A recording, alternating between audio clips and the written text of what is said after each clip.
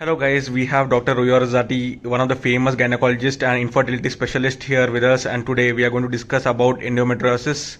So ma'am, please, there are a lot of questions. So let's start off with what is endometriosis?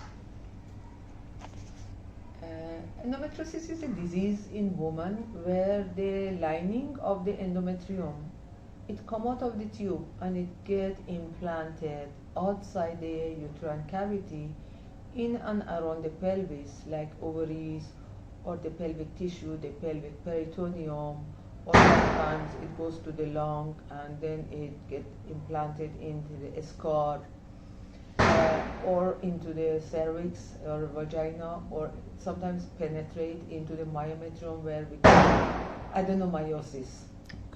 And this disease, it causes infertility. Okay, so how is it diagnosed, ma'am?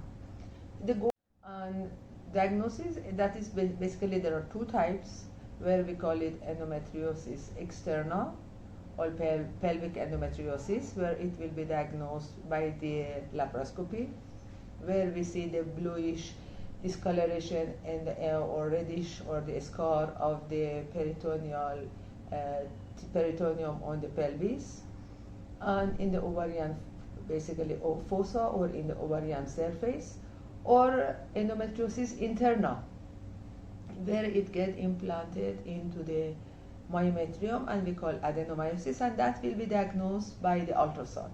Okay, so how long is the complete treatment like to get? Oh, it is basically depends on the what stage woman come to us, because there are 4 stages if we talk about the endometriosis externa: stage 1, stage 2, stage 3, stage 4. Depends on the size of the implant, depends on the scarring or the fibrosis, or basically sometimes because of the too much adhesion, the pouch of the Douglas it get obliterated. Then sometimes it's the implantation into the ovaries, it causes chocolate cyst, were very resistant to type of a treatment, and they come to us, most of them, with the infertility problem. The age onset is decreasing. Now we say young girls who are not married, 15 years or 16 years, they come with a bilateral chocolate cyst where it causes pain, dysmenorrhea, dyspareunia. They will have a painful intercourse, or they will have a painful menstruation. And this is a type of a disease where it's very resistant to basically a good treatment. They should come in a very early stage. At least in stage 1 and stage 2, we get good result with the ovulation reduction or with the IUI. They have to also go for a laparoscopic, sometimes laparoscopic drilling and laparoscopic fulguration of this endometriotic tissue. The IVF is the final answer to this patient, ICSI. Before the ART also they should go for a gonadotropin suppression, like LHRH agonist we give for about 3 to 4 cycles, or we give them basically a depot 3.75, and these patients, once the full suppression of the ovarian function is done, then they will be a better candidate for IVF with a better result. But frankly speaking, truly speaking, stage 3 and stage 4, because of the poor result of the ART, the third party involvement sometimes is mandatory: ovarian or oocyte donation and surrogacy, where especially these stage 4, where the whole pelvic anatomy is being distorted and is being destroyed, they come to us with a frozen pelvis. There is no other choice but having a surrogacy and egg donation. Several hypotheses being given.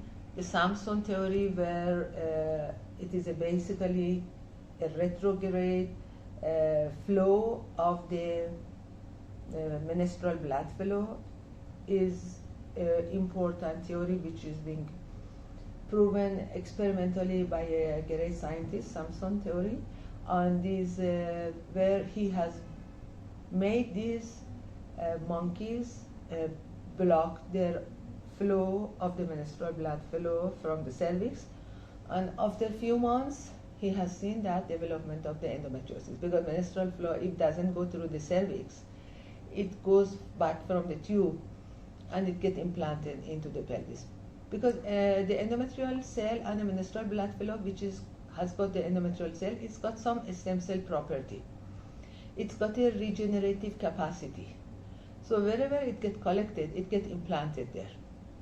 But as such, these patients who are prone for the endometriosis, they are the one genetically predisposed. There are various genes, GSD1, and basically the detoxification gene sometimes is deficient, or the polymorphism is there. There are several genes are there. Gamma interferon also is another gene which is being, one of our students has done this study, and it's been also published. Data are there. There are many VEGF gene is also there. Vascular endothelial growth factor is also another gene. There are more than 100 genes being postulated in the etiology of the endometriosis. So if it is genetic, so is there no way to cure it from It's not like that. Basically, as I told you, this is one type of a disease which is very, very resistant to a good treatment. They have a very poor follicle, poor egg, and because of the too much of the basically the secondary inflammatory molecules and immunological problem, and a lot of macrophages and cytokines and interleukins, it engulfs the embryo. And even they are having implantation failure, repeated implantation failure, repeated early abortion. At every step in the fertility management, they have a problem. At the folliculogenesis, they go sometimes into the apoptosis. And their egg today we have a follicle, next day the follicle is gone into apoptosis. Or suppose we take 10 eggs, 10 oocytes, and then the result of fertilization very poor. So folliculogenesis problem, at the level of the fertilization problem, at the level of the implantation problem, at the level of the early embryo development also problem. So every step they have a problem because of these immunological factors, cytokine, interleukin, macrophages. So it is not just a second. I need to explain this to you better. What is a now important factor is pollution, because one of the studies which we have done, and then these patients, they have a high level of estrogen, because endometriosis is an estrogen dependent tumor, estrogen dependent disease, because of high level of estrogen in the body of the woman, which this estrogen is too much, it is very high. Maybe their genes are not detoxifying these xenoestrogen from their body because of this pesticide conversion. The conversion of pesticide into the body, the end product is like a molecule like estrogen. And these detoxification genes are deficient in these patients with endometriosis.